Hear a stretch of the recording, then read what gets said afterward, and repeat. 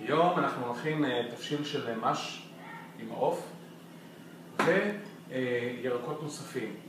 אנחנו נתחיל לעדות את הבצל עם השום ביחד.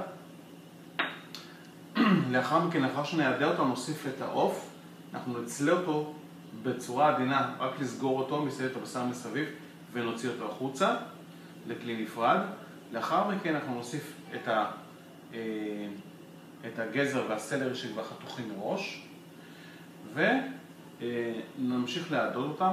נוסיף לאחר מכן את העגבניות. אנחנו ניקח את העגבניות ונגרד אותם על טרופיה על הגס כדי לקבל רסק עגבניות ללא קליפה, ונוסיף שוב חזרה את העוף, נטפל עם העלי סלרי ונמשיך לבשל את זה. נטפל במלח אטלנטי, פלפל, קצת פלפל שטה וקורקום שהוא התבלין העיקרי, שהוא נותן לנו את הטעם העיקרי במנה. למנה הזו אנחנו נוסיף בסוף פטרוזיליה קצוצה לאחר שהתבשיל מוכן, ואפשר להוסיף למי שאוהב לסחוט חצי לימון על התבשיל לאחר שהוא מוכן כדי להעלות לחזרה את הארומה ולעשות אותו בטעם יותר לימוני. כמובן שזו אופציה, זו אפשרות, כל אחד לפי מה שהוא מרגיש ואיך שטעמו. כרגע מה שנעשה, אנחנו נלך ונעדה את הבצל עם השום ביחד.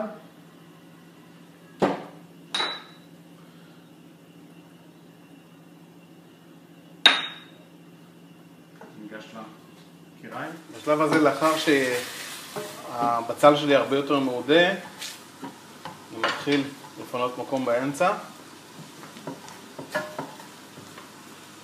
ניתן לזה מעט זמן, יעלה לי החום, ואני מתחיל להוסיף את העוף.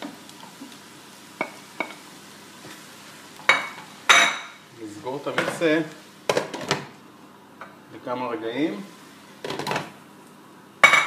לאחר שהחום יעלה אני אערבב חזרה את העוף כדי שהוא יתחיל להיסגר. לאחר מכן אני אוציא את העוף החוצה. לפני ההוצאה מה שאני עושה, אני עושה טיפול ראשוני אל העוף. אני רוצה שגם העוף יקבל את הטעם של הקורקום והצ'ילי.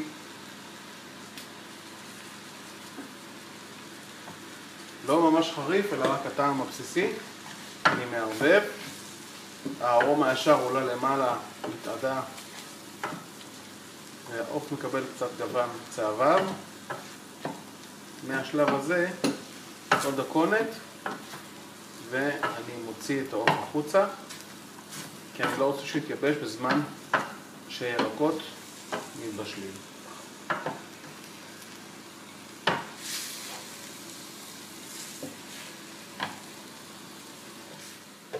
העברתי עכשיו את הירקות, את הסלרי ואת הגזר. שמתי בערך כשתי כפות מים. אני נותן לזה לרתוח, להתעדות למעלה. נוסיף את המש, ונתחיל להוסיף את העגבניות ונוסיף לזה עוד מים. ניתן לזה רתיחה, לאחר מכן נוסיף את העוף. בשלב הזה אני כבר מוסיף את העגבניות שריסקתי. פה כשתי עגבניות גדולות מרוסקות, מערבב. אני חייב לשמור על כל הזמן על נפח מסוים של נוזלים במסה. עכשיו את המש. המש לפני זה הוא עבר בישול ראשוני, שהבישול הראשוני א' ריכך אותו, וזה חשוב מאוד כי אחרת ייקח לנו הרבה מאוד זמן בתבשיל עצמו לבשל אותו ולרכך אותו. לכן מה שאני עושה, אני משרה אותו לילה, אני אחרי השריה, אני מבשל אותו כ10 דקות, רבע שעה, לא יותר מזה, עד שהוא נהיה התחלה של ריכוך. אני רואה שהוא רך לי ביד והוא מוכן לי, כי מפה והלאה אני רוצה לחבר אותו מהר מאוד אל כל התהליך הזה. אני מוסיף לזה חצי כוס מים, ניתן לזה ערבוב, צריך עוד מים.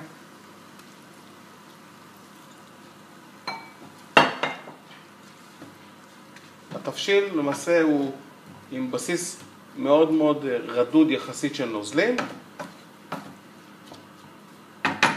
כל קודם כל אני נותן לזה רתיחה וחוזר אליו. יש לנו כבר התחלת רתיחה טובה. אנחנו נוסיף כרגע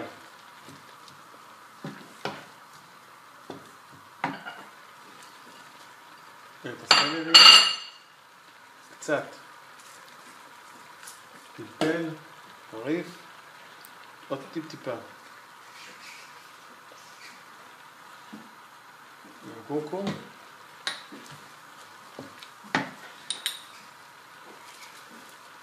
מלח אטלנטי, פלפל שחור לא הרבה כי יש לנו כבר פלפל חריף, ונוסיף את העוף.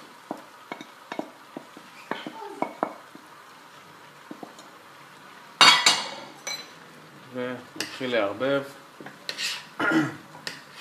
ניתן לתבשיל להתמזג עם העוף ביחד.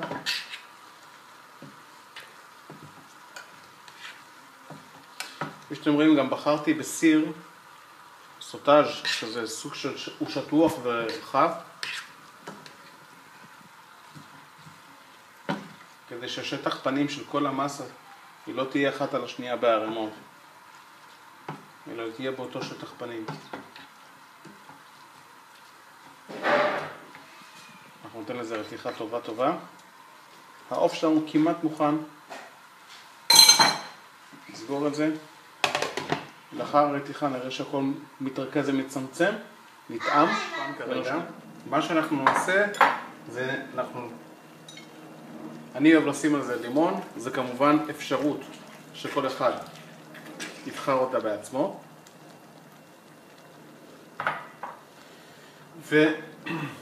ופטרוזיליה.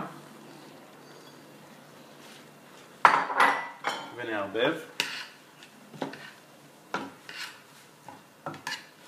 אפשר לכבות את הגז. פשוט רק לערבב. המש כקטנייה סופחת הנוזלים והיא מתרככת.